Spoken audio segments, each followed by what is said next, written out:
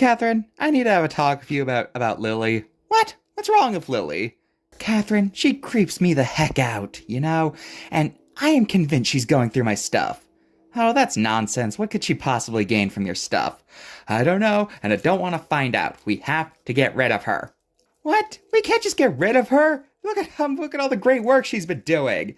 Yeah, I know the place is spotless and all, but she creeps me out. Oh, come on, Garrett. I think you're just jealous that she cleans better than a machine does. Hey, my machines are working fine until Eric decided to jam that potato in. Forget it. Anyway, fine. We'll keep her. But I am watching her like a hawk. You hear that, Lily? Like a hawk. Yeah, I hear you. Hey, don't worry about it, Lily. Mr.G just gets a little tense around people. Oh, that's fine, Catherine. I'm used to stubborn people. I'm gonna go record a video. Hello, everyone, and welcome back to Monsters of the Past Revisited. We have a very special episode today, as we're looking at probably one of the most important animals in paleontology. This is Megalosaurus. Megalosaurus was not a very large animal, only about 20 feet in length. It didn't possess any unusual body parts, no horns, anomalous limbs, anything like that. The family it was part of is even thought to not have been feathered. It didn't live alongside anybody famous, and in general, it seems like the definition of a generic theropod dinosaur. So, why on earth would this thing be worthy of its own card and video? Well, put simply, it's because Megalosaurus is the single most important find in the history of dinosaurs. Because you see, dear viewer, Megalosaurus was the first dinosaur to be named. Let's go back a few centuries. Now, it's likely people have been finding fossils for a while. In fact, some speculate that the myth of dragons originate from people trying to explain what dinosaur fossils were. Then in the 1700s, people started classifying these fossils as long-gone animals, and that's how we got things like Megatheria, mammoths, pterodactyls, mosasaurs, and other things. They were all being described around this time. But there were also these other bones that nobody knew what quite to make of yet. Some thought they were the remains of some great beast like an elephant or giant. But then, in 1818, Oxford professor William Buckland began to study a fossilized jawbone and concluded that it came from a giant lizard. And in 1824, the beast was named Megalosaurus, great lizard. It was thought to be a 40-foot-long carnivore, but even during this time, it was understood that dinosaurs did not have sprawled legs, but rather had their legs under their body. In 1842, Megalosaurus, Iguanodon, and the Ankylosaur Hylaeosaurus were used as an example of a new group that was being created to classify these ancient reptiles, the terrible lizards, aka dinosaurs. In 1854, the Crystal Palace dinosaurs were created, which can be argued to be the first pop culture depiction of dinosaurs, depending on if you consider statues pop culture. But either way, these were the first widely known dinosaur recreations to the public. Now, for the first few decades of paleontology, all dinosaurs are thought to be quadrupeds. Carnivore, herbivore, didn't matter, they were just big lizards. But then, in 1859, Compsognathus was discovered, and it had its whole body preserved, showing off a creature that was definitely bipedal. But, those guys are so tiny, so maybe the small dinosaurs are bipedal, but the big ones were quadrupeds.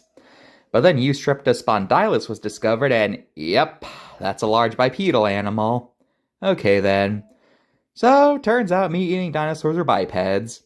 But, how does that work exactly? Well, let's just look at what animals we have today. Are there any ones that are bipedal with a long tail? Well, there's kangaroos. Okay then, that's how theropods stood up then. And this pose doesn't seem like it'd be very good at moving fast. Plus, these are reptiles, and those guys are kind of lazy, so... Alright then, dinosaurs were these slow, lumbering beasts, and they probably died out due to being evolutionary failures or something. And also, they were definitely stupid. This was just how dinosaurs were seen for decades. They were cool and all, but they were also considered an example of just how superior mammals were, since we are warm-blooded, active, and smart.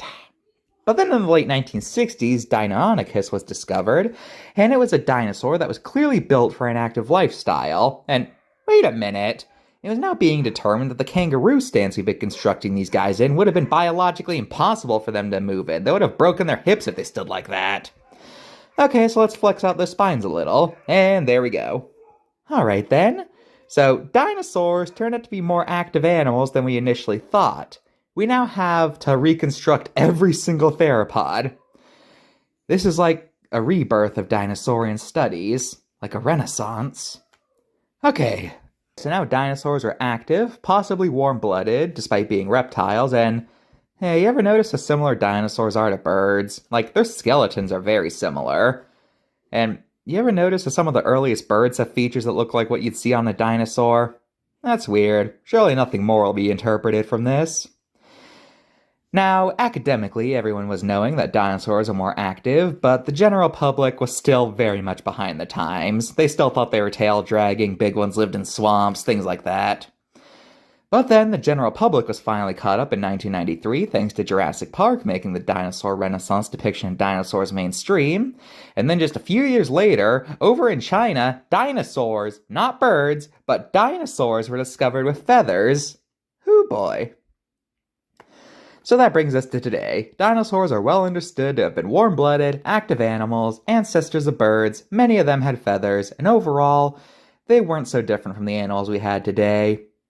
Now, you might have noticed Megalosaurus itself kinda fell out of this conversation. Well, that's because despite being the first dinosaur to be named, it isn't exactly what I'd call a famous dinosaur. The biggest issue, like I outlined at the beginning, is that it simply looks too generic. It wasn't impressively sized, it didn't have any strange augmentations, it was just a meat eater. So really, what would be the point of using it? So yeah, he may have been the first discovered, but Megalosaurus never stood a chance, especially after T-Rex was discovered. Let's look at the card. Well, the size is dated. Modern estimates have shrunk Megalosaurus to only being about 20 feet long, and the countries listed are dated. Currently, the only place where we can definitively say Megalosaurus lived is England. All the other places listed have had dinosaurs that were found there that were thought to be Megalosaurus, but they've since been reclassified or become dubious if they are Megalosaurus.